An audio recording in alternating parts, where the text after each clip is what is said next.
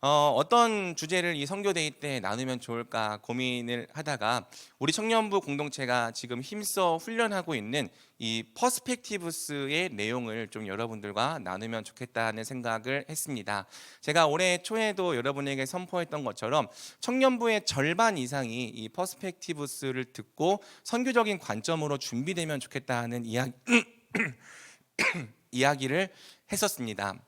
그래서 지금 열심히 이제 작년에도 한 열 몇 명의 지체들이 PSP를 들었고 제가 오기 전에도 PSP를 들었던 지체들이 있고 올해에도 성장반과 또 정규 과정을 통해서 PSP를 듣는 지체들이 있는데 거기 있는 모든 내용을 사실 다 여러분과 나누고 싶지만 그 중에서도 요 내용만큼은 전체 앞에서 꼭 나누고 싶은 내용이 있었어요. 그래서 PSP에 있는 이 성경적 관점의 일부와 또 역사적 관점에 있는 내용의 일부를 여러분과 함께 좀 나누어 보고자 합니다. 나눠드린 강의안을 여러분들이 참고하시면 좋겠고요. 사실 뭐 그렇게 내용은 없습니다. 근데 집중이 안 될 수 있으니까 한번 적어보면서 좀 따라와 주시면 좋을 것 같습니다. 여러분, 성경 전체를 통과하는 핵심 주제들이 여러 개가 있습니다. 뭐 하나님 나라, 영생, 뭐 여러 가지 주제들이 있는데 그 중에서도 우리가 첫 번째로 만나게 되는 이 가장 중요한 주제 중 하나는 바로 복이라고 하는 주제죠. 여러분 이 복이라는 단어 굉장히 좋아하는 단어죠. 옛날부터 이 복이라는 단어를 좋아하지 않는 사람은 아무도 없을 정도로 이 모든 문화권 가운데서 복이라는 단어가 발견이 되고 성경 역시 이 복이라고 하는 개념을 굉장히 중요하게 다루고 있습니다. 그런데 우리가 생각하는 이 세속적인 개념의 복과 성경적인 개념의 복에는 좀 차이가 있죠. 여러분, 복이라고 하면은 보통 우리는 어떤 개념의 복을 생각을 하죠? 보통 이제 물질적인 복, 그렇죠? 그리고 신체적으로 건강하고 오래 사는 것, 신체적인 복, 또는 사회 속에서 형통하고 성공하는 것, 사회적인 복, 물질적, 신체적, 사회적인 복을 우리가 보통 복이라고 부르고요. 그렇게 정의할 때 복은 우리가 받는 어떤 객관적인 실체라는 특징이 있습니다. 그러면 성경이 말하는 복은 다르냐? 같은 부분도 있고 다른 부분도 있습니다. 어떤 부분이 다르냐면요, 여러분, 성경에서 복이라고 하는 단어가 가장 먼저 등장하는 성경의 장이 어딘지 혹시 아세요? 어딘지 아세요? 한번 찍어보세요 한번. 창세기 1장부터 복이라는 단어가 등장을 합니다. 먼저 하나님께서 이제 딱 육지에 기는 짐승, 바다에 이제 이 물고기들을 축복하실 때, 그리고 1장 28절에 나오는 것처럼 우리 사람을 축복하실 때 복이란 단어가 등장하는데요. 우리 창세기 1장 28절을 한번 함께 같이 읽어보겠습니다. 시작. 하나님이 그들에게 복을 주시며 하나님이 그들에게 이르시되 생육하고 번성하여 땅에 충만하고 땅을 정복하라. 땅에 움직이는 모든 생물을 다스리라 하시니라. 아멘. 자, 복이란 단어가 창세기 1장부터 등장을 합니다. 자, 하나님께서 사람에게 뭘 주셨대요? 복을 주셨대요. 우리 성경에는 복을 주셨다. 그래서 복이라는 명사가 있고 주셨다라고 하는 동사가 있는 것처럼 보이지만 여러분들이 영어 성경 같은 걸 보면 알 수 있듯이 사실 히브리어에는 복을 주다라는 동사가 따로 있습니다. 바라크. 또 영어로는 bless, 가시 bless했다, 이런 개념, 약간 이 동사적인 개념입니다. 축복한다라는 것. 그래서 복을 주시니까 사람이 어떤 걸 할 수 있냐면은 생번충정다, 생육하고 번성하고 충만하고, 이것은 이제 모든 생물들에게 공통적으로 주어진 이 복들이고, 그다음에 다스리고 정복하는 것까지, 이것은 사람에게만 주어진 이 왕적인 복이죠. 자, 요 얘기를 왜 하냐면요, 성경이 말하는 복이 무엇이냐면 하나님께서 사람에게 복을 주실 때 사람이 본래 자기가 창조된 목적을 이루며 살아갈 수 있게 된다는 거예요. 근데 이 복은 한번 딱 주고 끝나는 것이 아니라 하나님께서 사람에게 지속적으로 주는 것이라고 할 수 있습니다. 바꿔 말하면 성경이 말하는 이 복의 개념은 관계적인 복이라는 거죠. 그러니까 하나님께서 사람과 관계를 맺으세요. 관계를 맺으시면서 사람을 다스려 주시기도 하고 통치해 주시기도 합니다. 교제하시기도 하고 모든 필요한 것들을 공급해 주시기도 하는 거죠. 그러면 사람에게 하나님께서 이런 것들을 주실 때 사람이 뭘 누릴 수 있냐면은 자기가 창조된 목적, 왕 같은 제사장으로, 또 이 땅을 다스리는 존재로, 존귀한 하나님의 형상으로 살아갈 수 있게 되는 거예요. 그래서 사실 성경에서 말하는 복도 신체적인 복, 물질적인 복, 또 무슨 복이죠? 사회적인 복 포함이 됩니다. 그런데 세속적인 복은 딱 요 복만, 이 복이라고는 어떠한 한 객관적인 실체를 복이라고 생각을 한다면은 성경이 말하는 복은 관계적인 복이라는 특징이 있는 거예요. 하나님과 우리가 맺고 있는 이 관계가 복이고, 그러니까 하나님이 다스려 주시고 통치해 주시고 우리 사랑해 주시고 교제하시는 것, 그러한 관계에서 파생되는 것이 우리가 건강하기도 하고, 또 물질적인 복도 누리고, 또 사회적으로 어떤 우리의 목적을 이루어가는 것이 되는 것, 이런 건 파생적인 복. 좀 더 본질에 해당하는 복은 하나님과의 관계라고 하는 특징이 있는 거죠. 그래서 하나님은 온 우주를 창조하시고 또 온갖 좋은 것으로 충만하게 하시는 창조자시면서 또 창조하신 세계를 질서 있게 다스리시는 주님이십니다. 하나님이 선하신 분이시니까 그분이 다스리시면 이 세상이 어떻게 되는 거죠? 좋은 세상이 되는 거예요. 하나님께서 창세기 1장을 보면은 세상을 만드셨을 때 계속 좋다고 말씀하시잖아요. 하나님이 창조하시고 다스리시는 세상은 복이 가득합니다. 그리고 하나님이 창조하시고 다스리시는 이 복된 세상을 성경은 하나님 나라라고 부르는 거죠. 사람은 하나님과 함께 하기 때문에, 하나님과 관계를 맺고 있기 때문에 복을 누리는 거예요. 하나님과 독립적으로 누리는 복이 아니라 하나님과 매일 함께 하기 때문에 누리는 복이다. 그래서 성경은 어떤 곳에서는 하나님 자신이 복이다라고도 자주 말을 하고 있는 거죠. 자, 그런데 여러분, 우리가 알다시피 이 복을 사람이 어떻게 됩니까? 범죄함으로 잃어버리게 됩니다. 죄의 본질이 뭐예요? 죄의 본질은 몇 가지 나쁜 짓을 하는 게 아니고요, 하나님께서 우리를 다스리시고 통치하시는 주인이라는 것을 거부하고 대적하는 것을 의미합니다. 난 더 이상 하나님의 뜻대로 살지 않겠습니다. 거부하고 대적할 때 뭐가 끊어집니까? 하나님과의 관계가 끊어지는 거예요. 하나님과의 관계가 끊어지면 복을 잃어버리게 되겠죠. 결국에는 신체적, 물질적, 사회적인 복을 잃어버릴 뿐 아니라 우리가 창조된 존재의 목적을 이룰 수 없게 되는 겁니다. 복의 근원이신 하나님과의 단절은 곧바로 복의 상실을 불러왔고요, 온 인류는 아담의 범죄 안에서 복을 잃어버리게 된 거죠. 자, 그래서 창세기 1장부터 11장까지는 이러한 전체 인류사가 진행이 되다가 창세기 12장에서 하나님께서 복을 회복하시기 위해 한 사람을 부르십니다. 그 한 사람이 누구시죠? 누구죠? 아브라함이죠. 그렇죠? 아브라함을 부르시는 거예요. 아브라함을 왜 부르셨느냐? 복을 회복하시기 위해서.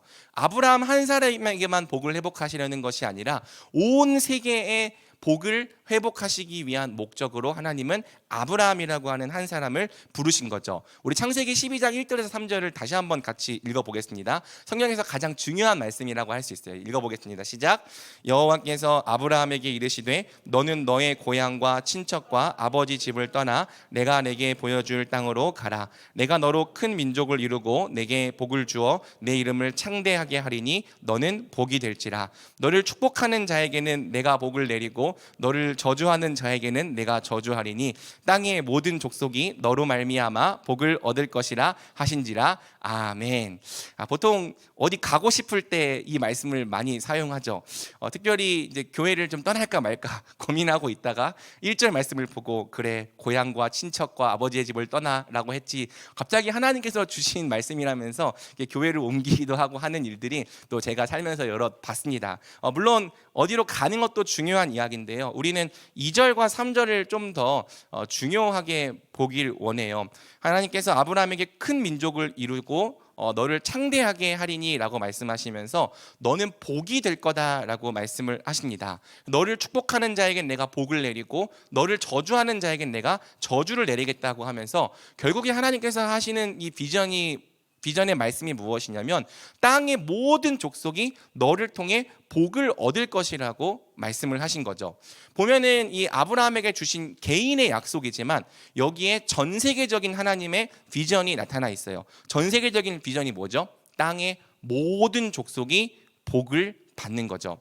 그러니까 하나님은 한 사람만의 하나님이 아니고 또는 한 민족만의 하나님이 아니고 전 세계를 창조하신 분이시기 때문에 온 세계의 하나님이신 겁니다. 그래서 여기에 참 재밌는 일이 일어났는데, 분명 이 약속은 아브라함 개인에게 주신 약속이지만 동시에 그 약속은 전 세계를 향한다. 이게 오늘날 우리에게도 동일한 거예요. 하나님께서 우리를 부르실 때는 개인적으로 부르시지만 우리를 부르시는 목적은 우리 개인에게서 끝나지 아니하고 우리를 통하여 하나님의 이 전 세계적인 목적이 이루어지게 하는 것에 있다는 거죠. 보면은 또 특징이 있는데요. 하나님께서는 이 말씀을 명령이 아닌 약속의 형태로 계시한다는 특징이 있습니다. 그러니까 명령은 뭐예요? 네가 뭐뭐를 해야 한다. 그러니까 결국에는 그 명령을 이루는 것은 명령을 받은 사람에게 그 책임이 달려 있는 거죠. 근데 약속은요, 좀 뭐가 다르죠? 약속은 하나님께서 내가 이렇게 하겠다라고 말씀을 하시는 거잖아요. 그러면 약속은 그 이루는 주체가 누구에게 달려 있는 겁니까? 약속을 하신 분께 달려 있는 거죠. 그러니까 너가 복이 될 거야. 복이 너가 되어야 한다라는 개념보다는 복이 될 거야. 너를 복으로 만들겠다라는 이 하나님의 이 비전과 의지가 담겨 있는 거고요. 또 너를 통해 땅의 모든 족속이 복을 얻게 될 거야. 하나님께서 이루시겠다라고 하시는 이 하나님의 의지가 본문 속에 담겨 있습니다. 자, 그런데 이 비전이 어떻게 이루어지는가? 분명 이 온 민족이 복을 받는 것은 하나님께서 행하시는 하나님의 주권에 달린 일이지만 여기에 사람이 참여하는 부분이 있다라는 게 중요한 본문의 내용인 거죠. 이것을 제가 적극적인 복의 전달자라고 표현을 해 보았습니다. 자, 하나님은 땅의 모든 족속이 복을 얻게 하시기 위해서 먼저 누가 복이 되게 하신다? 아브라함이 복이 되게 하신다. 자, 아브라함 대신에 하나님 백성을 넣어보면 이렇게 읽을 수 있을까요? 먼저 하나님 백성이 복이 되게 하신다. 그리고 하나님 백성에다가 나라고 하는 이 주어를 넣어보면은 이렇게 읽을 수 있을까요? 하나님은 온 열방을 복 주시기 위해 먼저 나를 복 주신다. 또는 내가 복이 되게 하신다. 이것이 하나님께서 이 세상에 복을 주시는 방법이라고 할 수 있죠. 자, 그 방법이 뭐냐면요, 3절에 기록이 되어 있어요.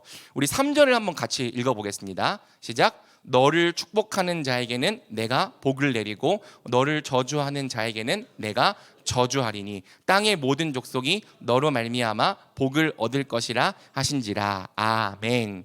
자, 그 하나님께서 지금 이 개념이 이해가 되시죠? 하나님께서 이 복, 하나님과의 관계를 맺는 복, 하나님의 가족이 되는 복, 이 복을 세상 사람들에게 다시 회복해 주시고 싶어 하십니다. 그 회복의 목적을 위해서 아브라함이라고 하는 한 사람을 부르셨습니다. 한 사람에게 주신 약속이지만 이 약속은 전 세계를 향하는 약속입니다. 그런데 그 약속이 이루어져 가는 방식이 뭐냐면 바로 하나님 백성이 세상 사람들과 사람이에요. 아브라함. 자, 세상 사람들과 맺는 관계를 통해서 이 약속을 이루어 가시겠다고 말씀을 하신 거예요. 그러니까 이 복이라고 하는 것이 아무것도 없는 진공 속에서 전달이 되는 것이 아니라 아브라함이라고 하는 사람이 있죠. 이 사람이 이 땅을 살아가다 보면은 이 사람도 만나고 이 사람도 만나고 이 사람도 만나고 이 사람도 만날 거예요. 근데 어떤 사람은 이 아브라함을 영접하지 않겠죠. 아브라함을 저주할 겁니다. 그러면 이 사람은 어떻게 된다? 똑같이 저주를 받는다. 이 사람은 아브라함을 환영하고 받아들일 거예요. 그러면 이 사람은 어떻게 된다? 아브라함의 복을 받게 된다. 이 사람은 거절할 거예요. 그럼 이 사람은 복을 받지 못하고, 이 사람은 아브라함을 환영하고 받아들일 거예요. 그러면 이 사람은 복을 받는다. 그러니까 하나님께서 이 원하시는 이 복의 전달 방식이 하나님 백성이 이 땅의 사람들과 관계를 맺는 것을 통해 전달되어져 가게 하신 거죠. 그래서 아무것도 없는 진공 속에서 갑자기 어떤 사람이 복을 받는 게 아니라 먼저 복을 받은 우리가 이 땅의 사람들과 관계를 맺고 또 함께 이웃이 되어 살아가는 것을 통해, 그 관계를 통해서 어떤 사람은 우리 하나님 백성을 좋아하지 않고 거절하기도 하겠지만 또 어떤 사람은 우리를 환영하고 동행하고 우리와 함께하는 것을 통해 우리가 가진 복이 나누어지게 하셨다라는 거죠. 이것이 하나님께서 정하신 방법이다라고 성경은 이야기를 하는 겁니다. 그래서 여러분, 우리가 이제 역사적 관점으로 들어가기 전에 먼저 소적용을 해보려고 해요. 우리가 왜 하나님의 백성으로 부르심을 받고 구원을 받았는가? 우리는 복이 되기 위하여 복으로 부르심을 받았습니다. 한번 같이 따라해 볼래요? 우리는 복이 되기 위하여, 우리는 복이 되기 위하여 복으로 부르심을 받았습니다. 복으로 부르심을 받았습니다. 이 비전을 여러분들이 정말 여러분을 향한 비전으로 받아들일 수 있겠냐는 거예요. 하나님은 나만의 하나님이 아니다. 우리 가족과 우리 교회만의 하나님이 아니고 온 열방과 온 인류의 하나님이시다. 그래서 우리 하나님이 갖고 있는 이 비전은 나를 향해서만 있는 것이 아니라 이 세상을 향해서도 있다라는 걸 우리가 정말 마음 깊이 받아들이고 인정할 수 있겠냐는 거죠. 우리 하나님은 온 열방을 복주시겠다라고 하는 그분의 비전 안에서 우리 각 사람을 하나님의 동역자로 부르신 겁니다. 그런데 여러분, 우리가 자주 어떤 함정에 빠져가면요, 자꾸 우리의 신앙을 나와 하나님밖에 없는 것처럼 살아가는 거예요. 늘 기도할 때도 나 하나님, 나 하나님, 하나님 왜 내 인생은 왜 이렇고, 하나님 내 앞길은 왜 이렇고, 하나님 내 건강은 왜 이렇고, 나 하나님, 나 하나님, 나 하나님. 마치 주변에 아무도 없는 것처럼, 내 주변에 뭐 동역자도 없고 함께 예수님 믿는 사람도 없고 이웃 사람도 없는 것처럼 그냥 우리의 신앙이라고 하는 것이 나 하나님, 나 하나님, 나 하나님, 나 하나님, 이러한 좁은 프레임에 갇혀 있는 경우가 굉장히 많다는 거죠. 조금 넓어지면 우리 가족, 조금 더 넓어지면 목장, 조금 더 넓어지면 청년부. 그런데 하나님은 우리가 하나님께서 이 세계를 품고 계신 것처럼 우리 역시 이 세계를 품는 그리스도인이 되기를 원하신다는 거예요. 하나님의 큰 비전을 알고 하나님의 큰 비전을 우리가 함께 붙잡기를 원하시는 거죠. 그래서 우리는 우리 자신의 비전조차 하나님의 그 큰 비전에 속하게 해야 하는 거고요. 먼저 그의 나라와 그의 의를 구할 때 하나님은 우리에게 필요한 모든 것을 더하여 주실 것을 우리가 진정으로 신뢰해야 하는 거죠. 그것이 하나님의 약속이기 때문입니다. 그래서 여러분, 종교라고 하는 것은 결국에는 목적이 뭡니까? 나와 하나님과 이 관계를 맺지만 이 종교라고 하는 것은 이 나와 하나님 중에 결국엔 누가 더 중요해요? 결국엔 내가 더 중요해요. 하나님은 수단일 뿐이에요. 하나님이 무슨 꿈을 갖고 계신지, 하나님이 어떤 마음을 갖고 계신지 이거에 아무런 관심이 없고요. 나는 하나님께 하나님이 원하시는 것들을 적당히 해드림으로써 내가 뭘 얻을지, 내가 뭘 가질지밖에 관심이 없는 것, 내가 잘 되는 일에밖에 관심이 없는 게 종교가 가진 특징이라고 할 수 있겠죠. 그럼 여러분, 복음, 참된 신앙을 복음이라고 부른다면 복음은 이 나와 하나님 중에 무엇을 더 중요하게 두는 겁니까? 물론 나도 중요해요. 그런데 우리는 하나님이 더 중요하시다 두는 거죠. 그리고 하나님을 내 인생의 제1된 목적으로 둘 때 우리는 우리 자신도 진정으로 존귀해질 수 있다고 믿는 거죠. 우리 인생의 진정한 목적도 이룰 수 있다고 믿는 거고요. 그러면 참된 신앙으로 복음을 믿는 사람은 하나님께서 무슨 뜻을 갖고 계신지, 그분이 뭘 하고 싶어 하시는지 관심이 있을 거고요. 관심이 있을 뿐 아니라 이분을 사랑한다면, 정말 그게 그분께서 원하시는 뜻이라면 그분의 뜻을 이루어 드리고 싶어 할 거예요. 그렇지 않겠습니까? 여러분이 누군가를 사랑하면 사랑하는 사람이 진짜 원하는 일을 이루어 주고 싶어 하는 것처럼 우리가 하나님의 뜻을 진짜 안다면 하나님의 뜻에 동참하고 그분의 뜻이 이루어지는 일에 어떤 식으로든 함께하게 되어 있다는 거죠. 여러분들의 신앙을 좀 점검해 보면 좋겠어요. 여러분의 신앙은 종교입니까? 아니면 복음입니까? 나와 하나님, 근데 결국엔 나와 하나님과의 이 관계를 맺는 목적이 내 자신인 거예요. 내가 잘 되고, 내가 아프지 않고, 내가 형통하고, 내가 힘들지 않았으면 좋겠고, 내가 고통받지 않았으면 좋겠고, 내가 복을 누리고, 내가 잘 되는 거 외에는 아무 관심이 사실상 없는 것. 반대로 하나님인가? 정말 하나님을 사랑하기 때문에 그분의 뜻이 이루어지는 걸 원하고 바라고 꿈꾸며 어떤 식으로든 동참하려는 사람인지, 이것을 우리가 돌아보면 좋겠고요. 하나님의 백성은 하나님의 목적이 이루어짐에 있어서 적극적인 복의 전달자로 부르심을 받았습니다. 하나님은 전능하셔서 그분의 뜻을 홀로 이루실 수도 있지만 우리를 그분의 백성으로 부르시고 우리와 함께 그 목적을 이루어 가기로 결정하신 거죠.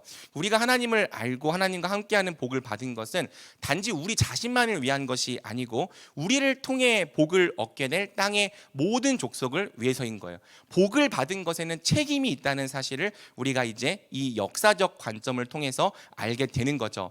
우리가 이 복을 받았다면은 우리는 세상과 분리되어서 우리만 하나님의 백성이라고 하는 선민 의식에 빠져 살아가면 안 되는 거고요. 또는 세상 사람들을 정죄하면서 쟤네들 죄인이야, 우리만 거룩한 사람이야, 이렇게 분리된 삶을 살아가는 게 아니고 아까 어떻게 하라고 했죠? 관계를 맺어야 된다. 세상 사람들의 이웃이 되고 그들의 친구가 되어야 한다. 그래서 하나님의 목적을 우리의 목적으로 삼고 세상의 복이 되기 위한 더 큰 목적을 품고 살아가야 하는 거죠. 하나님의 목적이 우리의 목적이 된다면 우리 인생의 진정한 목적, 우리가 진짜 바라고 원하는 일들이 하나님의 목적이라는 더 큰 목적 안에서 이루어질 것입니다. 우리 청년부가 하나님의 목적을 내 자신의 목적으로 품고 살아가는 그러한 청년부가 되면 좋겠습니다. 자, 여기까지가 이제 성경적인 관점에서 복에 대한 내용을 정리를 한 건데요. 자, 여러분, 우리가 성경을 배우는 것으로 끝내지 않고 역사까지 함께 배워야 하는 이유는 우리가 믿고 있는 이 복음이 단순히 그냥 이론과 논리로만 존재하는 것이 아니라 이 세상의 역사를 주관해가고 또 이끌어가는 실제 진리이기 때문이죠. 그래서 우리가 두 번째, 역사 전체에 걸쳐 진행되는 드라마, 하나님께서 아브라함에게 주신 이 약속이 역사 속에서 어떻게 이루어져 갔는가를 좀 살펴보려고 합니다. 그리고 제가 또 오늘 강의를 하면서 여러분들이 주목해서 볼 부분은요, 하나님 백성이 복을 나누려 하지 않을 때 하나님께서 어떻게 하셨는지를 좀 주의 깊게 살펴보려고 해요. 자, 하나님 나라가 반격을 가하다. 랄프 윈터라고 하는 이 위대한 이 선교학자, 지금은 이제 소천하셨는데요. 그분이 이 PSP 훈련을 만들었습니다. 그분이 이제 4,000년에 걸친 이 인간의 역사, 그러니까 아브라함으로부터 오늘 우리에게 이르기까지가 대략 4,000년 정도 되는데요. 이 4,000년에 걸친 인간의 역사를 하나의 중요한 주제로 요약하고 관통할 수 있다고 말합니다. 한번 우리 이것은 여러분 강의 안에도 있으니까 한번 읽어보겠습니다. 시작. 성경은 하나의 단일한 드라마로 구성되어 있다. 이 드라마에는 원수가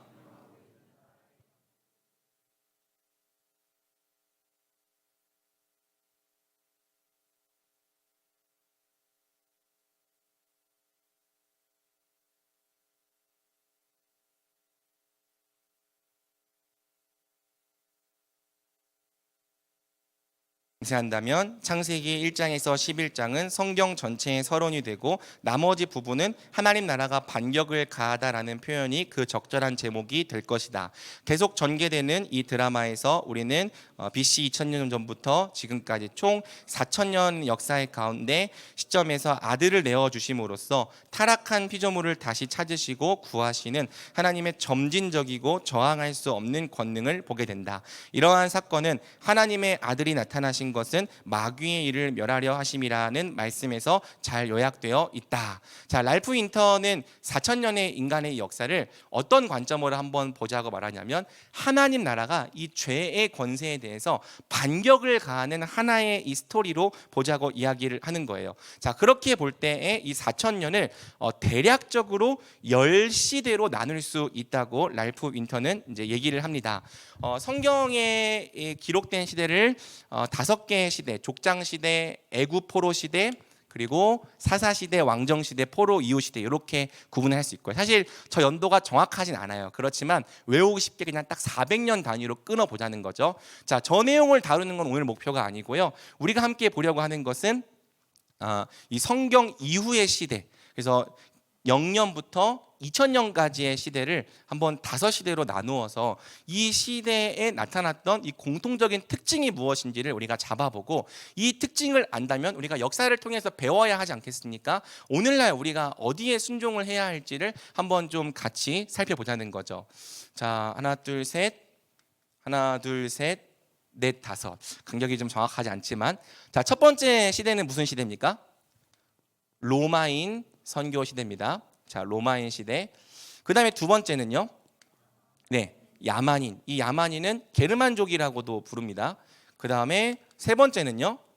네, 북유럽 이 스칸디나비아 반도에 살고 있었던 이 바이킹 선교 시대. 그다음에 네 번째는 네, 무슬림 선교 시대. 그리고 마지막으로는 땅끝 선교 시대. 이렇게 5시대로 좀 구분을 해보자라고 이야기를 하는 거죠. 자, 이 하나님 나라의 반격은 복을 통해 구속이 되어져 간다는 특징이 있습니다. 아까 말했던 것이 그 복의 개념이었는데, 복이라고 하는 것, 이 서구적 개념은 물질적, 사회적, 신체적 이익을 복이라 생각하지만 성경이 말하는 복이 뭐라고요? 하나님과 관계 맺는 것. 그래서 관계적이고 가족적인 개념인 거예요. 하나님은 자신의 복을 확장해 나가시면서 이 복음을 통해 너 나의 가족이 될래? 이렇게 사람들을 초청하시고, 이 초청을 받아들인 사람들은 하나님의 자녀와 가족이 되게 하심으로써 점점 그분의 복을 확장해 나가신다라는 특징이 있는 거죠. 자, 이 2000년간의 역사를 보면은 재미있는 특징이 있는데요. 하나님의 주권이 굉장히 잘 보인다는 것입니다. 하나님의 백성이 자발적으로 순종할 때만 복음이 전파되었던 게 아니에요. 사실은 하나님 백성이 이 선교에 별로 관심이 없고 열심히 실천하려고 하지 않을 때에도 하나님의 뜻이 끊임없이 하나님으로 말미암아 성취되어 나갔다는 것을 2000년간의 역사는 보여줍니다.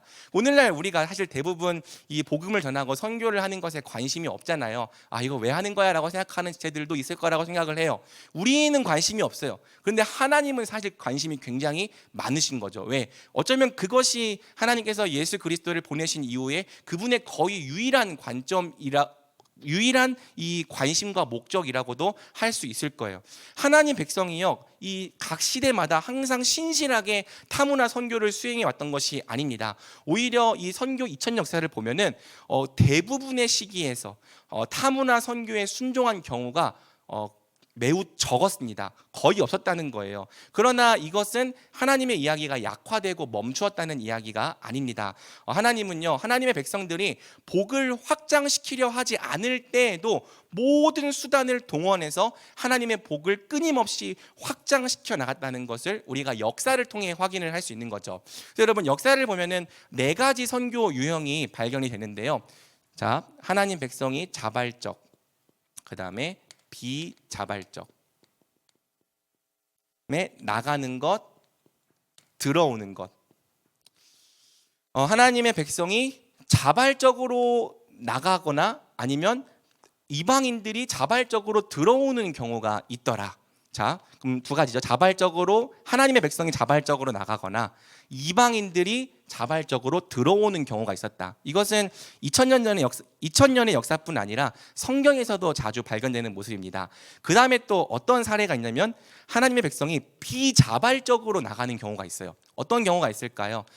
지난 사도행전 8장 앞부분을 보면은 스데반의 일로 말미암아 예루살렘 교회에 박해가 일어납니다. 박해가 일어나니까 사람들이 어떻게 되죠? 예루살렘을 떠나서 세계 곳곳으로 흩어져요. 그리고 흩어진 그곳에서 복음을 전하게 되니까 그곳에 교회가 세워지게 됩니다. 어떤 선교 유형인 거죠?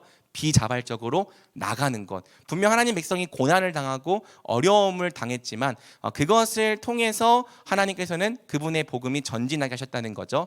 그 다음에 이방인들이 비자발적으로 들어오는 경우도 있고요. 그 다음에 하나님의 백성이 비자발적으로 들어오는 경우도 있습니다. 여러 가지 이 방법들, 이 주어가 하나님의 백성이 되기도 하고 이방이 되기도 하지만 자발적이고 비자발적으로 나가고 들어오는 이 모든 형태를 통해서 하나님께서 2000년간의 역사를 통해 이 복음을 끊임없이 전진시킨 것을 볼 수 있는 거죠.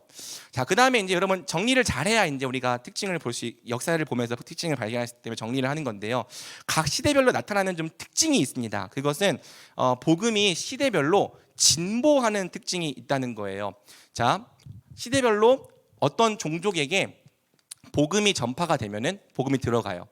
그러면 처음에는 굉장히 어려움을 겪지만 이 복음이 계속해서 진보한다는 특징이 있습니다.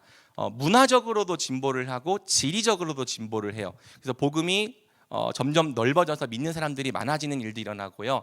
그다음에 이제 이 복음이라고 하는 것에는 문화를 변혁시키는 능력이 있습니다. 굉장히 야만적이고 사람의 생명을 존중할 줄 모르고 이 인권이라고 하는 개념 자체가 없었던 곳에 복음이 들어가면 생명을 존중하고 또 굉장히 다양한 방식으로 문화가 꽃피고 이렇게 변화되는 일들이 각 시대별로 일어납니다. 이렇게 복음이 진보를 하다 보면은 이 각 시대의 마지막에는 어떤 시기가 오냐면은 융성기라고 하는 시기가 와요. 융성기라고 하는 것은 그 종족 안에서 복음이 가장 부흥하고 꽃피웠던 시기라고 할 수 있습니다. 대략 한 50년에서 100년 정도 융성기를 누리는데요. 이때가 중요합니다. 이때 이 융성함을 누리는 종족들이 복을 이방 민족들에게 적극적으로 나누려고 하느냐, 나누려고 하지 않느냐, 이 태도가 굉장히 중요하고요. 이 역사를 보면은 적극적으로 이 복을 나누려고 하지 않았을 때 하나님께서 징계를 내리십니다. 그래서 다른 민족을 통해서든 또는 병을 통해서든 그 복을 누리고 있던 종족을 흔드십니다. 그리고 그 흔든 걸 통해서 복을 누리고 있던 이 종족들이 고난을 당해요. 사실은 어려움을 당하는데요. 그 고난과 어려움을 통해서 어떤 일이 벌어지냐면은 복음을 받아들이지 않았던 다른 민족에게 복음이 넘어가는 역사가 벌어집니다. 그리고 그 다음부터는 또 그 종족 가운데서 복음이 진보하다가 뭐가 온다고요? 융성기가 오는 이러한 패턴을 2000년간의 역사가 계속 보여주는 거고요. 제가 마지막 끝에서 얘기하겠지만 대한민국도 이거랑 똑같은 패턴을 그리고 있다는 것을 제가 설명해 줄 거예요. 그래서 복을 받으면 그의 그 PPT 넘겨주시겠어요? 거기 그림이 있습니다. 복을 받으면 그에 상응하는 책임을 져야 한다는 거예요. 만약 하나님의 백성이 복을 나누는 책임을 힘써 감당하려 하지 않으면 위험에 처하고 이제 복을 나누는 것에 대한 이 촛대 이 책임이 옮겨지게 되는 것을 우리가 보게 된다는 거죠. 자, 이제 우리가 2000년의 역사를 함께 살펴볼 건데요. 서론도 이렇게 긴 것 같은데 서론은 아니에요. 사실 본론이었어요. 2000년의 역사가 언제 다 보냐 이렇게 생각할 수 있겠는데 걱정하지 마십시오. 제가 이과 출신입니다. 세계사를 잘 몰라요. 그래서 제가 좀 설명하다가 목사님 저거 좀 틀린 설명인 것 같은데 하면 목사님이 좀 못 배워서 그렇다 그렇게 좀 이해하고 넘어가 주시면 좋겠고요. 우리가 2000년의 역사를 자세하게 보는 게 아니라 지금 말했던 이 복음의 진보와 또 융성기 쇠퇴가 어떤 식으로 2000년간에 나타났는지를 좀 살펴보려고 합니다. 그리고 지금 보려고 하는 이 선교의 역사는 사실 전 세계적인 선교 역사라기보다는 조금 서양을 중심으로 한 선교 역사라고 할 수 있어요. 역사를 자세히 살펴보면은 복음이 꼭 유럽에서만 발전했던 게 아니고 사실은 전 세계적으로 전방위적으로 발전해 나갔습니다. 그렇지만 우리가 한번 유럽을 중심으로 이 복음이 실질적으로 어떻게 진보해서 오늘날 우리에게까지 왔는지를 살펴보려고 하는 거죠. 자, 첫 번째 제1기 무슨 시대입니까? 로마인 선교 시대입니다. 지금 이 그림은요, 트라야누스라고 하는 황제가 사망했던 서기 117년의 로마 제국 최대 규모입니다. 보면은 이제 유럽을 거의 먹었을 뿐 아니라 이제 근동 아시아도 먹었고 아프리카 북쪽도 그 영토를 차지하고 있었죠. 자, 이때 이제 발견되는 선교 유형은 자발적으로 나가는 선교와 비자발적으로 나가는 선교입니다. 그리스도 이후의 첫 400년은 로마인 선교 시대였습니다. 우리가 성경을 보면은 그때 그 성경의 시대가 로마 시대였죠. 이 시기에 기독교는 약 200년 만에 로마 제국을 복음으로 정복하게 돼요. 자, 이때 발견되는 이제 복음의 진보는 우리가 아는 것처럼 바울 선교단을 통한 복음의 진보입니다.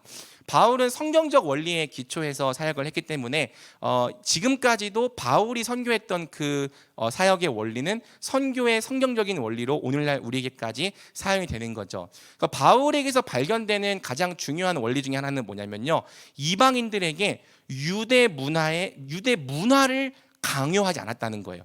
그러니까 여러분, 그 당시만 해도 사람들이 내가 갖고 있는 문화가 이게 내 문화에게만 속한 것인지 이게 본질인 것인지를 잘 구별하지 못했습니다. 어떤 생각이 있었냐면은 이 사람이 하나님의 백성이 되고 구원을 받으려면 유대인이 갖고 있는 문화도 똑같이 받아들여야 한다는 생각이 있었던 거예요. 그 중에 하나가 뭐냐면 태어난 지 8일 만에 할례를 하는 것. 하나님 백성이 되려면 할례를 받아야 되고 또 절기를 지켜야 되고 율법을 지켜야 하는 거죠. 그러니까 예수님을 믿는 것 외에도 이 유대인들의 문화를 받아들여야 되고, 나중에 우리가 사도행전에서 보게 되겠지만 이것이 사도행전에 굉장히 중요한 문제로 대두가 됩니다. 어떤 사람들이 모세의 율법을 지키지 않으면 구원받을 수 없다 이런 식으로 주장을 하는데, 바울이 해낸 게 뭐냐면 이 복음이라고 하는 것에서 유대인의 문화를 제거해낸 거예요. 그러니까 우리가 어떤 식으로 신앙을 갖든지 우리의 신앙에는 본질만 있는 게 아니라 항상 뭐가 같이 있습니까? 우리의 문화가 같이 결합이 되어 있는 거죠.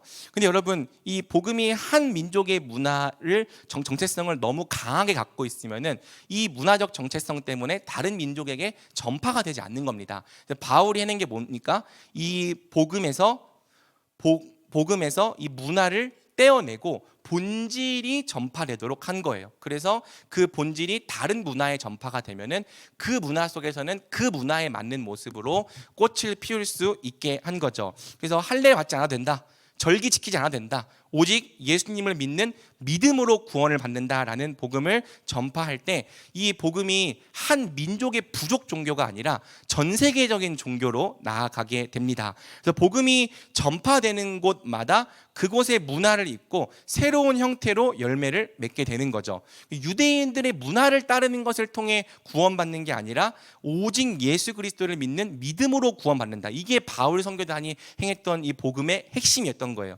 여러분, 사실 이거 굉장히 중요합니다. 오늘날 우리가 복음을 전할 때 사람들에게 문화를 전하려고 하는가 아니면 복음의 본질을 전하려고 하는가 잘 고민해 볼 필요가 있어요. 맞지 않는 문화를 전하려고 할 때 사실은 그 문화에는 굉장히 거부감과 이질감이 있을 수 있는 거죠. 복음을 전할 때 문화를 전하려고 하는가 본질을 전하려고 하는가, 요거에 대한 내용은 사실 PSP에서 굉장히 자세히 다뤄지는데요. 궁금하면 다음 학기에 PSP를 꼭 들어보시기 바랍니다. 자, 그 다음에 이제 이 복음의 진보가 또 어떻게 발견되냐면 핍박받는 그리스도인을 통해서, 그러니까 그리스도인들이 로마 사람들에 의해서 핍박을 받는데 핍박을 받다 보니까 흩어지게 되는 것을 통해서 계속 복음이 전파되어져 가는 걸 보게 됩니다. 여러분, 초대교회 사람들은 우리와 달리 엄청 신실해서 복음을 열심히 전했을 것 같지만 실제로 그랬을까요? 안 그랬을까요? 걔네들도 우리랑 똑같은 사람들이었어요. 자기 먹고 사는 게 되게 중요했고 사실 그 지역에서 자기 생업을 하느라 바빴던 사람들입니다. 초대교회 사람들이 막 다 선교에 열이 올라 있어가지고 막 복음을 전하는 일에만 열중하며 살아가지 않았다고요. 근데 그럼에도 불구하고 이 그리스도인들이 세계 각국에서 하나님께 순종하는 삶을 살아갈 때 그리스도인들을 통해 이 복음이 계속해서 그 본래의 권능으로 확산되어져 가는 걸 보게 되는 거죠. 자, 그 결과 이제 300년 정도 됐을 때, AD 300년 정도 됐을 때 융성기가 찾아옵니다. 자, 이때 우리가 세계사 속에서 배우는 가장 유명한 왕 누구죠? 콘스탄티누스 대제. 이 대제가 이제 밀라노 칙령을 내리기 전에 이제 밀비우스 다리 전투라고 하는 이 전쟁을 치르죠. 그때 이제 약간 전쟁이 위태위태했는데 꿈을 꿨어요. 꿈을 꿨는데 꿈속에서 이제 라바룸이라고 부르는데 이러한 표식이 나타났습니다. 이게 뭡니까? PX죠. 그냥 해본 건데 사실 이게 그리스도의 크리, 그래서 이 알파벳 두 개를 합쳤는 건데 이 표시로 승리하리라라고 하는 꿈을 꾼 다음에 실제로 이 표식을 이제 방패나 무기에 새기고 나가서 승리를 얻어요. 그리고 기독교에 대한 태도를 바꾸고 결국에는 기독교를 공인하면서 내리는 칙령이 밀라노 칙령. 그리고 나중에 이제 조금 더 한 70년 정도 흘렀을 때 테오도시우스 황제가 이제 기독교를 국교화하게 되죠. 근데 이제 많은 학자들이 하는 말이 꼭 콘스탄티누스 대제가 이 꿈을 꾸지 않았어도 그 당시에는 로마 제국 내에 그리스도인이 너무 많아져 있어가지고 기독교 정책을 공식적으로 바꾸는 것 외에는 다른 현실적 방안이 없었다는 거예요. 그러니까 시간 문제였다는 거죠. 기독교는 민족적 뿌리가 없었기 때문에 로마 전역의 종교가 될 수 있었습니다. 만약 기독교가 유대인들만의 종교였다면 공식 종교 후보에도 오르지 못했을 거예요. 그리고 그리스도인들이 로마에 많아져 감에 따라서 로마 제국 전체가 문화적으로 안정이 되고 정치적으로도 평화를 누리게 됩니다. 문화적인 융성함이 이제 이 시기에 찾아왔던 거죠. 근데 여러분, 융성함이 오면은 뭐가 온다? 쇠퇴기가 온다. 어떤 특징이냐면요, 기독교가 로마의 문화와 동일시 되는 순간 그리고 또 기독교가 정치적인 힘을 얻게 되는 순간 묘하게도 복음의 진보가 둔화되는 일이 벌어져요. 기독교가 로마의 종교가 되니까 로마를 싫어하는 사람들, 로마를 두려워하는 사람들은 복음을 거부하고 반대하는 일이 벌어진 거죠. 그러니까 기독교가 문화의 옷을 벗고 어떤 문화의 옷을 입을 수 있는 그러한 본질의 상태로 존재했을 때는 복음이 잘 전파되는데, 기독교가 이제 완벽하게 로마 문화라고 하는 옷을 입어버린 순간 더 이상 복음이 전파가 안 되는 상태가 되는 겁니다. 자, 그리고 이때 이제 로마 사람들은 자신들이 갖고 있는 이 복음의 융성함을 누리는 것에만 관심이 있었고, 자기 주변들에 있었던 이 야만인들, 게르만족들에게 복음을 전하는 일에 별로 관심을 기울이지 않았던 거죠. 자, 랄프 윈터가 이렇게 이야기를 합니다. 로마가 기독교를 공식적으로 용인한 때부터 고트족이 로마를 첫 번째로 침공하기 전까지 기독교가 융성했던 짧은 100년 동안 로마가 열정을 가지고 의도적으로 선교 활동에 힘썼다면 얼마나 더 좋았겠는가. 이 얘기를 왜 하냐면요, 그 게르만족 중에서 고트족이라고 하는 종족은 이 아리우스파라고 하는 이단 종파를 받아들입니다, 기독교에. 그런데 이 기독교를 받아들인 이 이단을 받아들인 고트 종족은요, 그 이단의 믿음 때문이라도 생명을 존중하고 또 이 나중에 이 로마 제국을 침략했을 때 사람들을 함부로 죽이거나 문화재를 파괴하지 않는 모습을 보여주었어요. 근데 그러니까 이 이단의 신앙이라도 가졌던 이 고트족이 이 정도까지 생명을 존중했다면, 만약에 로마 사람들이 야만족들에게 복음을 힘써 전파했다면 그들이 그토록 그렇게 잔인하게 로마를 멸망시키지 않았을 거다라고 이야기를 하는 거죠. 하지만 이 로마인들은 복을 나누기 위해 힘을 쓰지 않았고요. 결국에는 이제 다음 제2기로 넘어갑니다. 야만인 선교 시대가 시작이 되는 거죠. 자, 야만인 선교 시대입니다. 그림을 한번 좀 보여주겠어요? 그리고 상관없는 내용일 때는 그냥 카메라로 돌려주셔도 괜찮을 것 같습니다. 자, 로마 제국을 침공한 이제 야만족들의 이야기인데요. 이것도 세계사 시간에 배우는 내용이죠. 보면은 동쪽에서 훈족이 이제 서쪽으로 이동을 해옵니다. 그래서 훈족이 오니까 약간 이 훈족이 그 몽골 사람들 비슷한 종족이에요. 말 타고 다니면서 막 다 학살하는. 그러니까 이 게르만족들이 훈족에 쫓겨가지고 서쪽으로 이제 이동을 하게 돼요. 그래서 여기서 나타나는 선교 유형은 자발적으로 찾아옴. 근데 약간 비자발적으로 찾아온 거기도 합니다.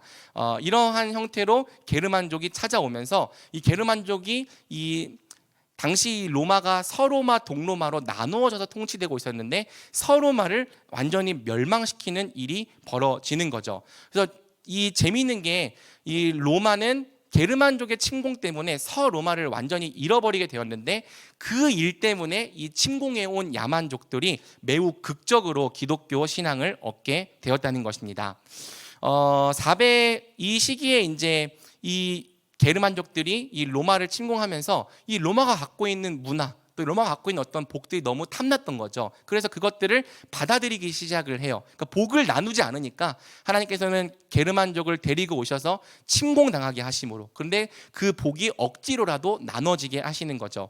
자, 그렇게 이 여러 종족들, 앵글족, 섹슨족, 프리지안족, 고트족, 이 다양한 종족들이 와가지고 로마를 파괴하면서 복음을 받아들이죠. 사실은 문화를 받아들인 건데 그러면서 이 게르만족이 굉장히 이 이교적 관습이 섞인 혼합주의적 형태로 이 복음을 발전시켜 나가게 됩니다. 자, 그러면서 이제 하나님께서 주신 은혜가 뭐였냐면 바로 수도원 운동이 일어나게 하셨다는 거예요. 자, 기독교가 혼란스럽게 발전하는 이 상황 속에서 하나님은 수도원 운동, 이 우리가 수도원 하니까 굉장히 나쁜 거, 나중에 중세의 이 타락한 수도사들 이런 거 생각하는데, 이때 일어나는 수도원들은요 정말 이 중세 기독교의 영성과 학문의 전당이었다고 할 수 있습니다. 성경을 경외하고 어떻게 이 하나님의 말씀을 정말 우리가 순전히 따를 수 있을까 연구하는 사람들이 모여 있었고요. 이 사람들이 설교하고 이 사람들이 다니면서 사람들을 가르치는 것을 통해 이교적으로 발전하던 기독교가 점점 본래의 형태를 찾아가는 일들이 벌어졌던 거죠. 자, 그 중에서도 이제 켈트족 순회 전도사가 되게 유명한데요. 한번 그림 보여주시겠습니까? 여러분 교재에는 없죠.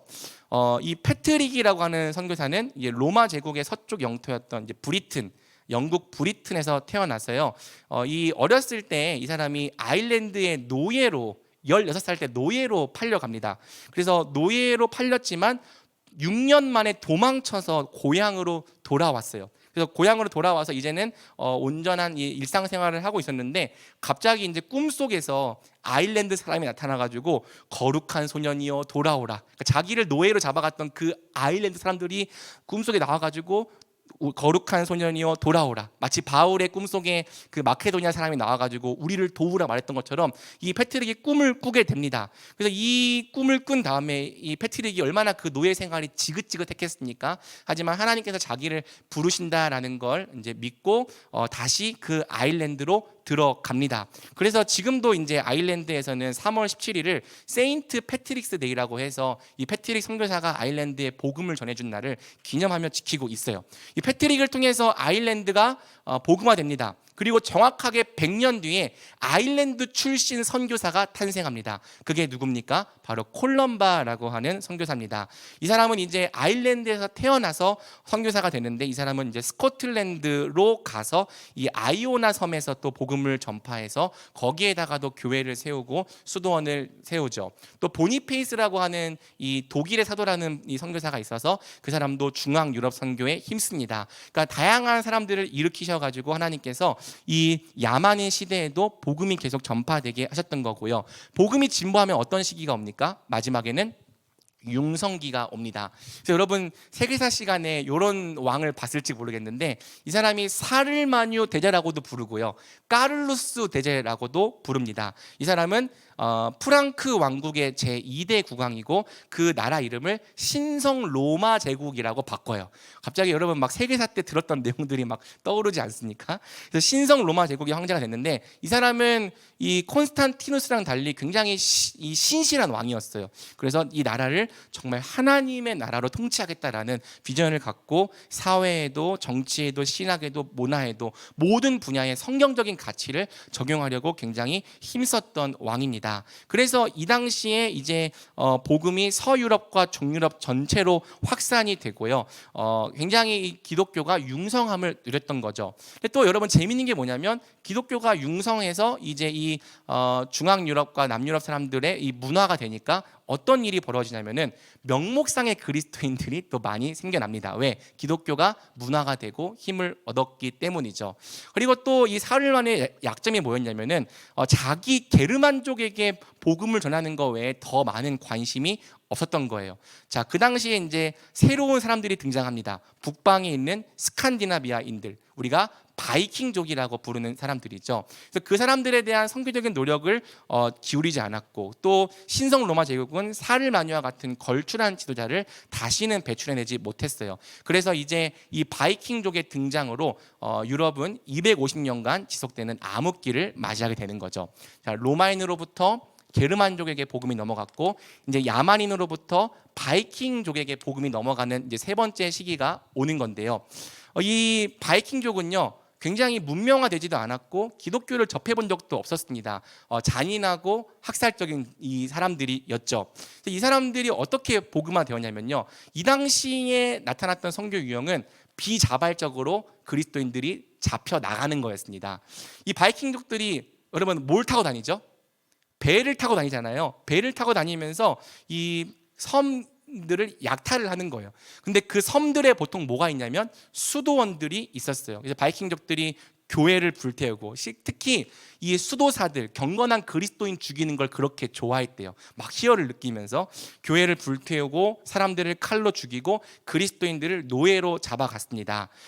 그리고 그러니까 이 랄프 윈터가 뭐라고 말하냐면요, 이 게르만족들이 이교도들에게 복음을 전파하려고 하지 않았을 때 하나님은 이 이교도들이 결국에는 이 게르만족이 갖고 있었던 복을 빼앗아 가게 하셨다.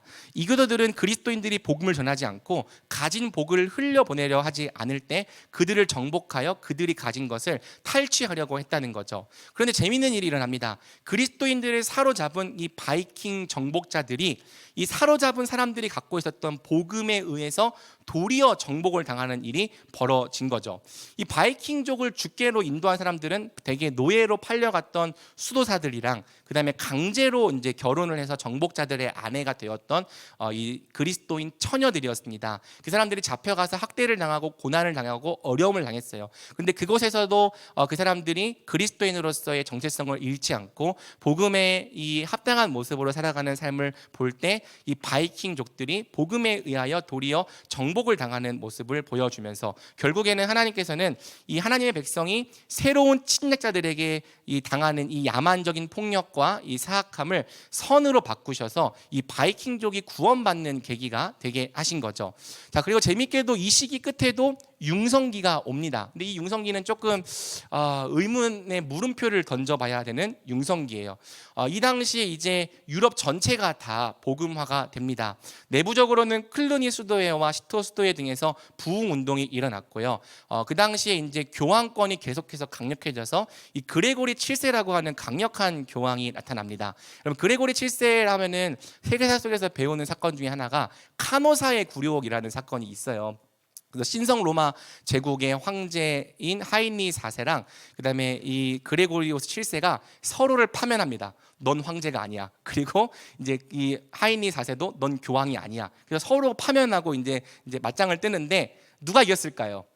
처음에 이 하이니 4세를 지지하는 이 국왕파들은 되게 힘이 약하고 교황을 지지하는 파들이 강해지니까 이래서는 안 되겠다 해가지고 이 결국에는 이 하이니 4세가 당시 그레고리오 7세가 이 머물고 있던 카누사라고 하는 성에 찾아갑니다. 그래서 자기가 잘못했으니까 용서해달라고 용서를 구하는데요.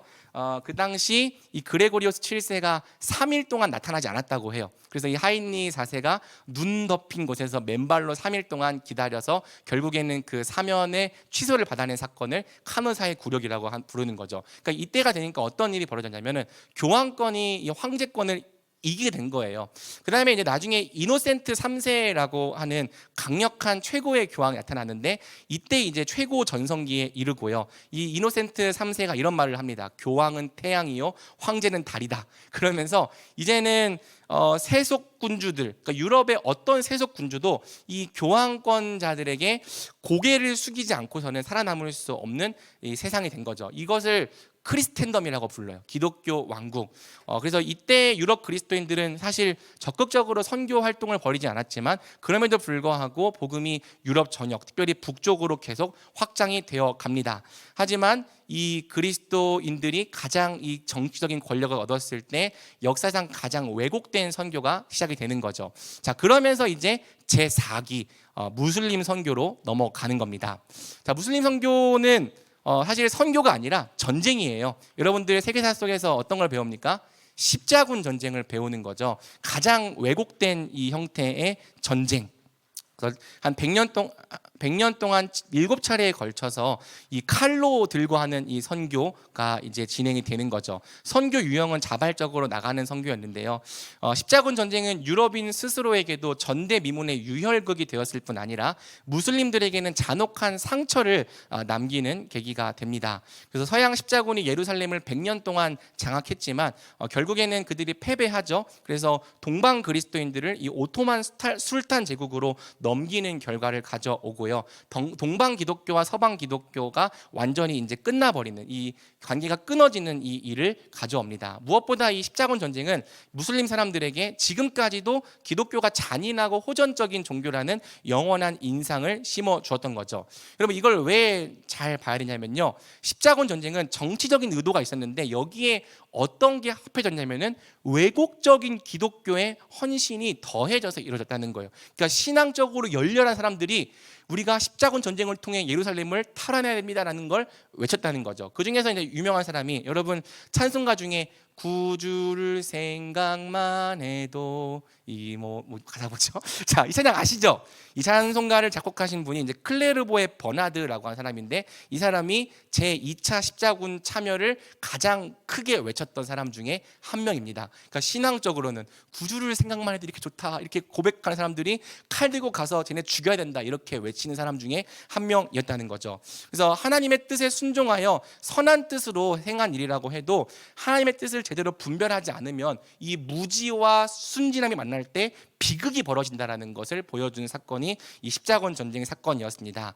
그럼에도 불구하고 하나님께서 그 당시에 정말 이 무슬림들의 사랑으로 선교하려고 했던 선교사들을 일으켜 주셨는데, 그 중에서 이제 가장 유명한 사람이 이 레이몬드 룰이라고 하는 선교사예요. 그래서 십자군 전쟁을 하고 있을 때 칼이 아니라 사랑으로 선교를 해야 된다라고 혼자 이렇게 열심히 외쳤는데요. 당시 모두가 다 십자군 전쟁을 해야 한다고 외치고 있던 상황에서 혼자서 사랑으로 선교를 해야 된다고 이야기를 하니까 마치 이단처럼 취급을 당하기도 했었습니다. 하지만 하나님은 그럼에도 불구하고 하나님의 복을 확장해 나가는 가장 적절한 수단은 전쟁과 폭력이 아니라 온유한 복음이라는 것, 사랑이라는 것을 알고 깨닫고 실천하는 사람들을 주셨다는 거죠. 하나님께서는 이 당시에 이제 유럽을 흔드는데요. 그 당시에 이제 유럽에 뭐가 창궐하죠? 흑사병이라는 게 창궐을 합니다. 그래서 흑사병은 유럽 인구의 3분의 1, 약 1억 명을 죽였습니다. 자, 그럼에도 불구하고 이 시기 끝에 융성기가 옵니다. 신기하게도 융성기가 왔어요. 그러니까 이렇게 기독교가 망해가고 있고 완전히 다 끝나가고 있는 것 같은데, 이 시기에 왔던 융성기가 굉장히 중요한 융성기입니다. 혹시 이 시기에 뭐가 있었는지 아십니까? 우리가 굉장히 중요하게 여기는 사건인데, 종교개혁이 일어나는 거죠. 그래서 하나님은 이 종교개혁을 통해서 이 무너져 가고 있고 왜곡되어져 가고 있던 이 기독교를 다시 회복시킵니다. 그래서 그 당시 이제 로마 가톨릭화 되어 있었던 기독교를 다시 개혁을 통해서 각 나라와 민족에게 어울리는 본질 중심의 토착적인 교회로 이제 회복을 해내시는 거죠. 이 당시에 사실 이 개신교는 선교를 할 수가 없었어요. 왜냐하면 그 당시 개신교는 살아남는 것에 집중을 해야 됐고요. 그때 이제 우리가 지금도 배우고 있는 여러 가지 교리들을 정리해냅니다. 그때 만들어졌던 중요한 교리 문건 중에 우리가 지금도 중요하게 사용하는 게 웨스트민스터 신앙고백서, 소요리 문답, 대요리 문답, 예배 모범, 이런 것들이죠. 자, 그리고 이제 이 종교개혁 후에 200년이 흘러서 이 1800년도가 되었을 때 드디어 개신교에 있어서 위대한 세기라고 불리는 시대가 시작이 돼요. 이때부터 이제 선교 유형이 자발적으로 나가는 선교, 우리가 알고 있는 진정한 이 개신교 선교가 시작이 되는 거죠. 사실 이 시기는 유럽인들이 세계를 식민지화하던 시기이기도 합니다. 1945년 정도 갔을 때에는 유럽이 비서구 세계의 99.5%를 식민지화하는 일이 벌어졌죠. 그래서 제국주의라고 하는 어두운 면이 있을지라도요. 한번 PT 보여주시겠습니까? 이 시기에 이 개신교 선교가 이제 세 가지 단계를 통해서 발전이 나갑니다. 그래서 해안선 시대 윌리엄 캐리, 내륙 시대 허드슨 테일러, 그리고 오늘날에는 미전도 종족 시대까지 오게 되는 거죠. 이 내용은 이제 사실 PSP에서 한 과 또는 두 과에 해당하는 내용이어서 오늘 다 정리를 할 수 없어요. 근데 놀라운 거는 넘겨주시겠어요? 이 시기에 기독교가 폭발했다는 겁니다. 그래서 기독교가 놀라울 정도로 진보를 했고요. 이제 전 세계 인구의 10분의 1이 적극적으로 자기의 신앙을 구현하는 실천적 그리스도인이 되었습니다. 그리고 적어도 한 20억 명의 이상의 사람들은 자기를 그리스도인이라고 표현하는 사람들이 되었죠. 그 이전에는 선교지였던 지역의 신자 수가 이제 오늘날에는 원래 선교사를 파송했던 국가들보다 더 많이 선교사를 보내는 나라가 됐어요. 그 중에 우리나라도 사실 있었던 거죠. 근데 여러분 이 시기에도 쇠퇴가 찾아옵니다. 어디가 쇠퇴하느냐? 결국에는 이제 유럽 교회의 마지막 쇠퇴가 찾아와요. 이 시기의 끝에는 서구권이 비서구 세계에 대한 지배권을 상실하게 되고요. 그다음에 서구 교회 역시 크게 약화가 되어서 선교의 동력을 상실하게 됩니다. 랄프 인터가 하는 말이 이거예요. 이렇게 발전했던 서구 기독교가 이제는 세계 어느 때보다, 어느 나라보다 기독교의 도덕 기준을 어느 때보다 명백한 방법으로 무시하는 모습을 보인다는 거죠. 사실 여러분 그 서구에 있는 여러 가지 뭐 자유를 존중하거나 인권을 존중하거나 이런 모든 것들이 기독교 정신 때문에 발전을 한 겁니다.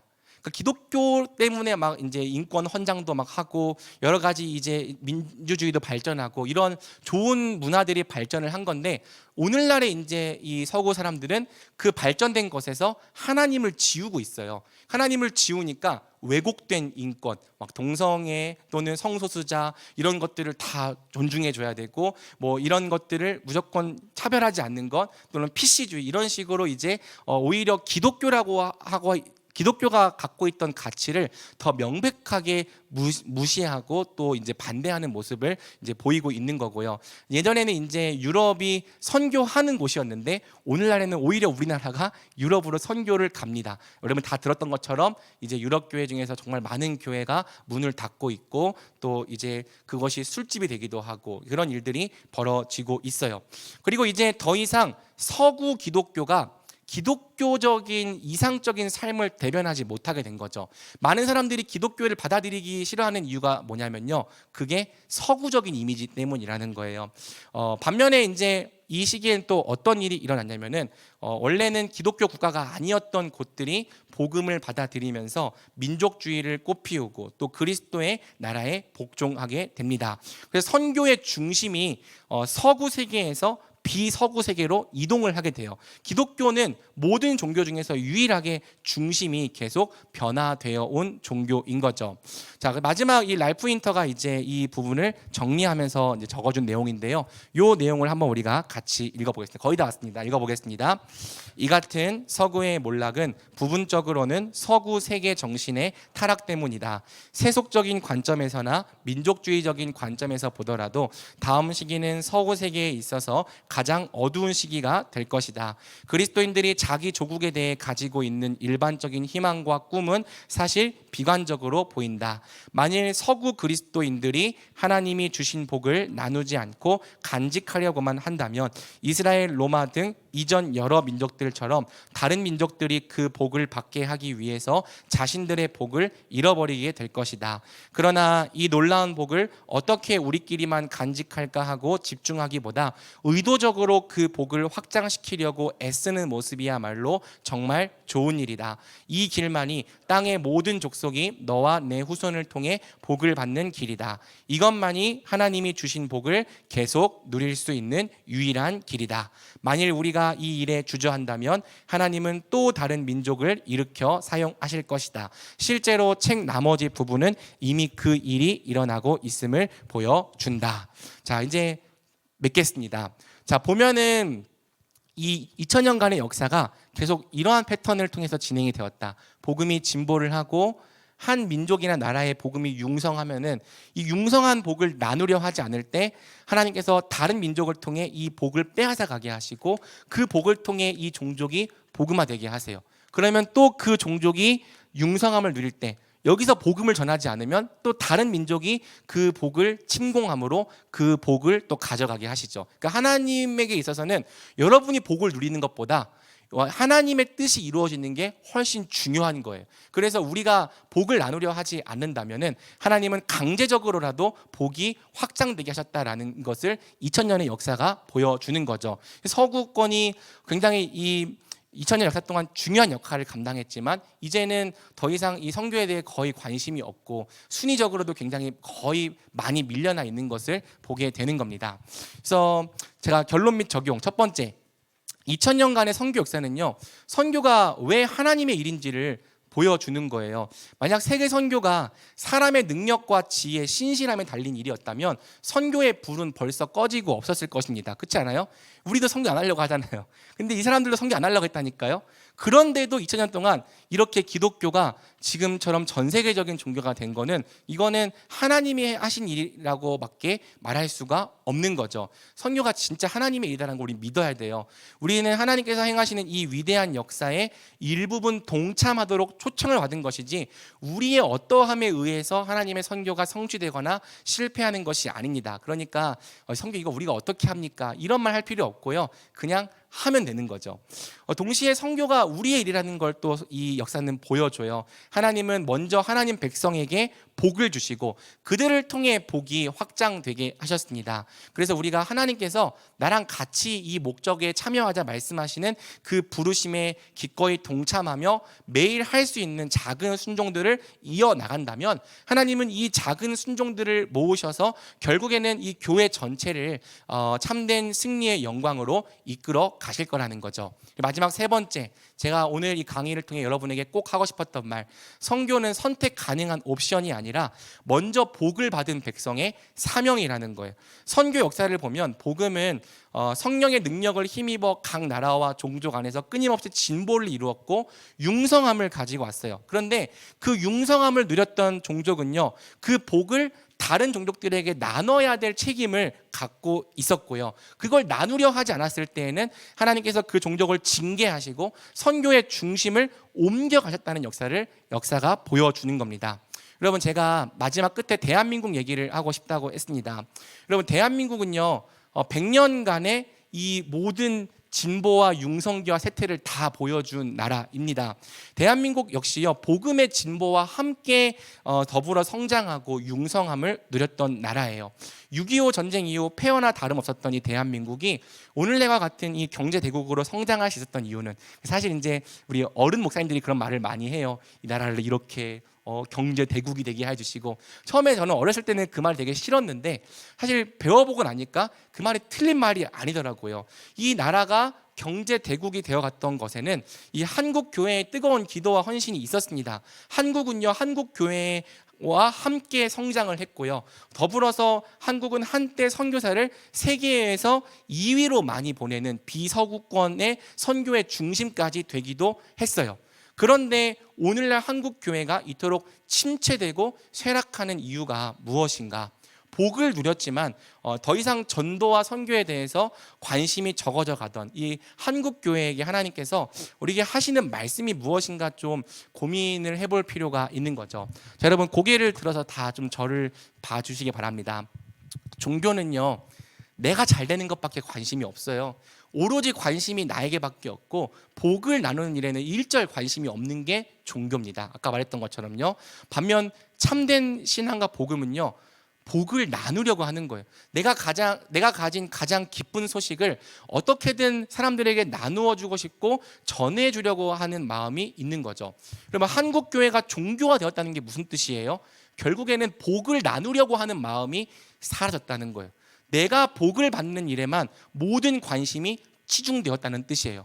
물론 내가 받으려고 하는 복이 물질적인 복이 아닐 수 있어요. 그런데 여러분 교회에 와서 내가 은혜 받고 내가 평안 누리고 내가 뭔가 영적으로 거룩한 사람 되는 거, 나만 잘 되는 거, 이것도 결국엔 내가 잘 되는 일이라고 하는 범주 안에 들어가는 겁니다. 이러한 흐름에서 볼 때 오늘날 신문과 뉴스를 통해 들려오는 여러 교회들의 부정부패 소식은 전혀 이상한 일이 아닌 거예요.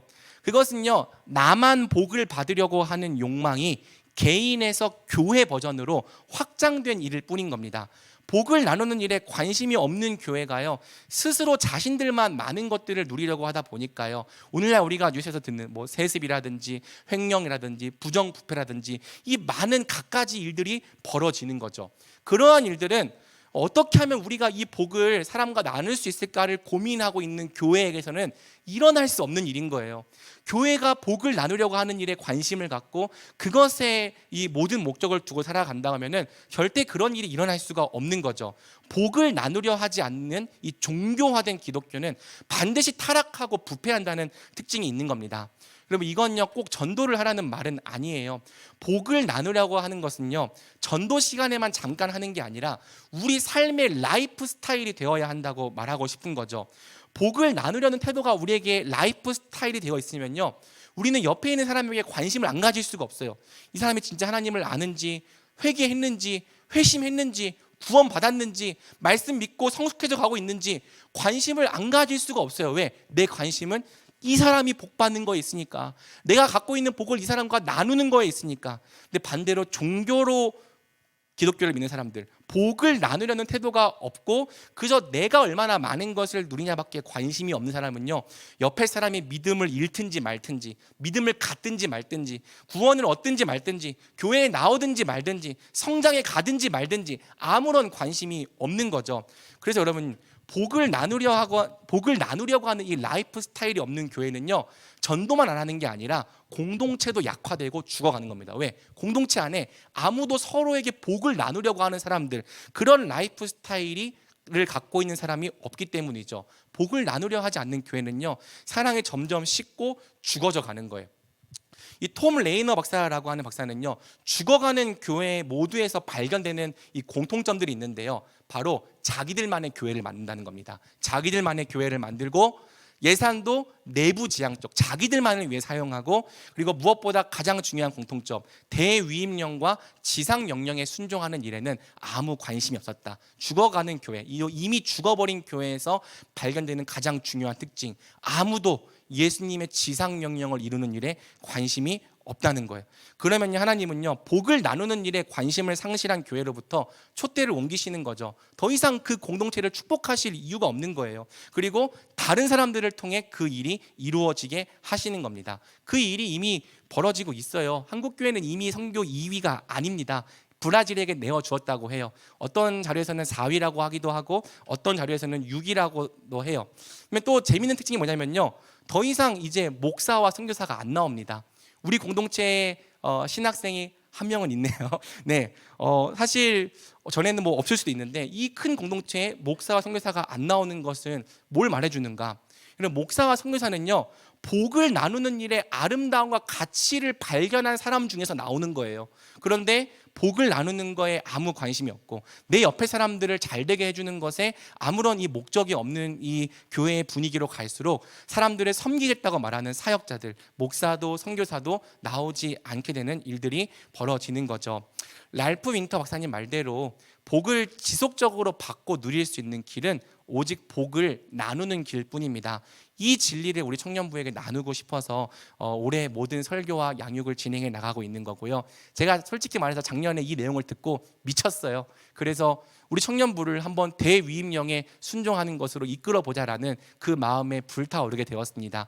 이 비전이 누군가에게는 별로 마음에 안 드는 비전일 수 있겠지만, 저는 이것이 하나님께 순종하는 올바른 길이고, 우리가 이것을 하려고 할 때에 하나님께서 우리 공동체를 놀랍도록 복 주실 거라고 믿어요. 우리 청년부가 시대의 흐름에 역행하는 공동체가 되면 좋겠습니다. 복이 되려고 할 때 하나님으로부터 복을 충만하게 받아서 그 복을 이 대전과 세계 열방에 충만하게 나누는 공동체를 하나님께서 되게 해 주시기를 간절히 소망하고 주님의 이름으로 축복합니다. 여러분, 긴 강의 들어주셔서 감사합니다. 제가 기도하고 축도하고 마치겠습니다.